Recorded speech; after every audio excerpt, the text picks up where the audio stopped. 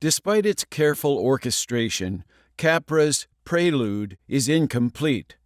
The years between 1936 and 1939, the period of the Spanish Civil War, is missing. Perhaps Capra did not hear the music because it was the music of the International.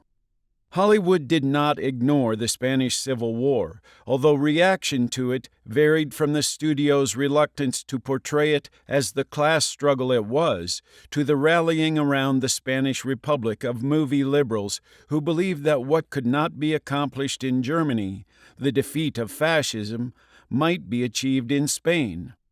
Although the Hollywood liberals did not follow the example of Elva Bessie, as yet not a screenwriter, and joined the Abraham Lincoln Battalion of the 15th International Brigade, Lillian Hellman and Dorothy Parker, who were already established screenwriters, visited Spain in 1937, where Parker was moved to write some deeply felt pieces for new masses without a single bon mot. Coincidentally, Hollywood was racked by its own civil war at the same time right was battling left in Spain. It was a writers' war, equally political, and no less a confrontation between right, screenplay rights, and left, Screenwriters Guild, as each determined to become the screenwriter's bargaining agent. The victory the SWG won in 1938 was a victory for the Hollywood left, although in retrospect it seems more a victory for the Hollywood liberals. What happened in Hollywood in 1938, however, was the reverse of what happened in Spain a year later, when Franco's victory reduced the Spanish left to impotency, a condition that would prevail for more than 40 years. The concurrence of union battles, the growing threat of Nazism, and the eruption of civil war in Spain enabled members of the film community with a common hatred of fascism to band together in a popular front in which liberals, radicals, communists, and fellow travelers intermingled.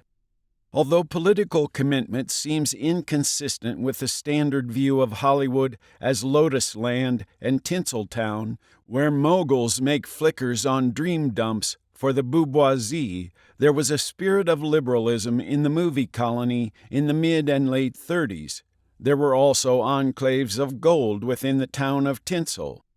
This was the time of the exiles, both those from Europe seeking refuge from fascism and those from New York seeking refuge from unemployment by writing film scripts, some finding their métier in the movies, others biding their time between the big novel and the smash play.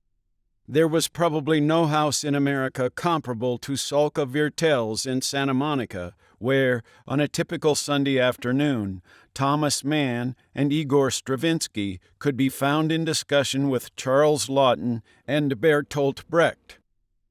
A round of common activities alleviated the loneliness of being a displaced person in Hollywood. The exiles kept encountering each other as well as making new friends at the dinners, rallies, and lectures sponsored by the Hollywood Anti-Nazi League, the Anti-Franco League, and the Motion Picture Arts Committee to aid the Republic of Spain. Since the head of the Hollywood Anti-Nazi League and the Anti-Franco League was the same person, screenwriter Donald Ogden Stewart, there was no duplication of effort. It was all for the same cause. Hollywood anti-fascism was not radical chic. It was radicalism with style, sleek and streamlined before it keeled over in the 1960s and became laid back. Swimming pools and political involvement were not mutually exclusive. If the Hollywood liberals cashed their paychecks before going to a lecture by André Malraux, a reading of Bury the Dead, or a fundraiser for the Scottsboro Boys, they were doing what liberals have traditionally done. They were trying to understand the basis of their liberalism. As Donald Ogden Stewart, who discovered Marxism at the age of 41, expressed it, "My newfound philosophy was an affirmation of the good life, not a rejection of it."